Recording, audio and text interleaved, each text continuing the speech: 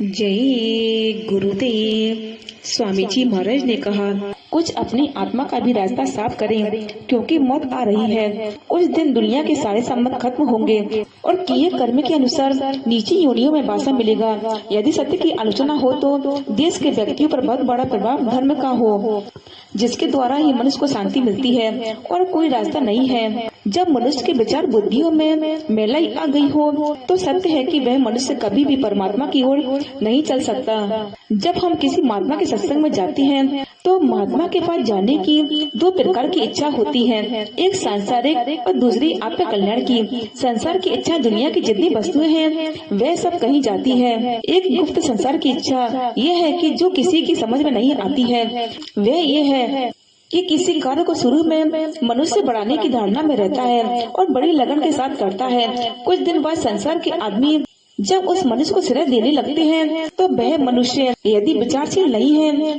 तो समझ लेता है कि वह मनुष्य बढ़ती हुई मान प्रतिष्ठा का रूप धारण कर लेता है और अपने को ही समझता है कि मैं कुछ हूँ, परंतु उसकी समझ के यह बाहर है और वह अपना रास्ता बंद करता है। मैं आप सबको, सब संगत के प्रेमियों को, संगत के लोगों का समाचार देता हूँ। जब से मैंने यानी उपदेश परमार्थ यानी सुरत शब्द का देना शुरू किया, बहुत कम लोग सत्संग में आए। फिर मालूम हुआ लोगों को कि महात्मा पहुँचे हुए हैं, उनके पास रहने से हमारे सारे काम बन जाएंगे। इन्हीं के शरण में पड़े रहे। धन लालसा, पुत्र लालसा, नौकरी, अपने निरोग होने की लालसा, उसी प्रकार की अनेक संसारिक लालसा लेकर सत्संग में शरीक हुए और सत्संग की हाजिरी देना आरंभ कर दिया। गुरु को इस भाव में पुकारने लगे कि आप पूरे परम संत हैं, हमारा आप ही से उद्धार होगा। आपको तन मन धन सब अर्पण कर दिया, अब हमारा कुछ नहीं रहा, हमारी संभाल आपके हाथ में है।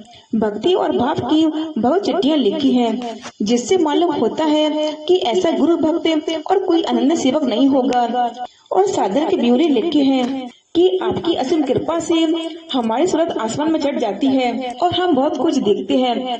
कुछ लोगों ने तो मुझे ऐसे पत्र लिखे हैं कि आपकी असीम कृपा से हमारी सूरत ऊपर गई और हमें ब्रह्मा नजर आया, हमने ऊपर बहुत कुछ देखा और भी ब्यौरे लिखे हैं। ऐसे साधक को लोग सम्मान और अच्छी नजर से देखते हैं। इस प्रकार का सम्मान सत्संग में होने लगा। कुछ ही दिन बाद जब उनकी मान हानि होने लगी तो उन लोगों ने जिसको गुरु किया था, सूरत शब्द मार्ग का उपदेश लिया था, उसी गुरु की कृपा से उनकी अंतर आँख खुली। कुछ गुरु दया से नजर आया और उन्होंने पत्र में अपनी तरक्की का हाल लिखा, परंतु कुछ ही समय बाद यह हुआ कि गुरु की आज्ञा का उल्लंघन करने लगे और गुरु की बुराई करना शुरू कर दिया, जिसने उन्हें अपनी दया से सूरत उद्धार का रास्ता, सूरत शब्द अभ्यास करने का बतलाया और अनुभव कराया कि यहाँ तक कि उस पर अटल थे। अब दूसरे गुरु को गुरु बनाकर यही रास्ता उनसे भी सीखा। जो प्रथम गुरु ने उन्हें सूरत शब्द का दिया था, दूसरे गुरु के पास पहुँचे और तारीफ करना शुरू किया। उन्हें कैसे अनुमान होगा कि यहाँ से भी मुझे रास्ता सच्चा मिला है। दूसरे गुरु को पकड़कर पहले गुरु की निंदा इस कदर जारी है जैसे एक संसारी आदमी की निंदा से डरता है। पर वह भक्त जिसने एक गुरु किया और छोड़ दिया और दूसरे को किया और सत्संग और गुरु की निंदा करता हुआ लोगों को फोड़ता है, जो सत्य मार्ग पर पहले गुरु के पास लगे हैं और अपनी सूरत उद्धार का रास्ता पाकर सूरत शब्द मार्ग का अभ्यास करते हैं और अंतर में गुरु को पाते हैं। मैं उन लोगों की चिट्ठी का हवाला दूंगा जिन्होंने अंतर में गुरु के कितनी बार दर्शन किए और उसी गुरु की जिसके अंतर में दर्शन हुए हैं उनको छोड़ दिया और दूसरे गुरु को पकड़ लिया है। मेरा निजी विचार ये है कि ऐसी आत्मा अथवा सूरत का उद्धार होता ही नहीं है। अपने सूरत की उन्हें फिक्र ही नहीं है। उन्हें बुराई करके पहले गुरु के प्रेमियों को फोड़ना है और एक गुल बनाना है। पहले भंडारे में एक महापूर्व एक आदमी ने मुझसे उपदेश लिया और 5 साल तक हमारे पास रहा और आश्रम पर खजांची भी रहा। जब मान न प्राप्त हुआ और अपनी इच्छा अनुसार सबको चलाना चाहा तो लोग उसके कहने पर न चले। तब सत्संग की बुराई करना शुरू कर दिया और मुझसे खुले शब्द में कहा कि मैं आपको देखूंगा कि आपके कितने प्रेमी आपके पास रहते हैं, मैं एक एक को फोड़ूंगा।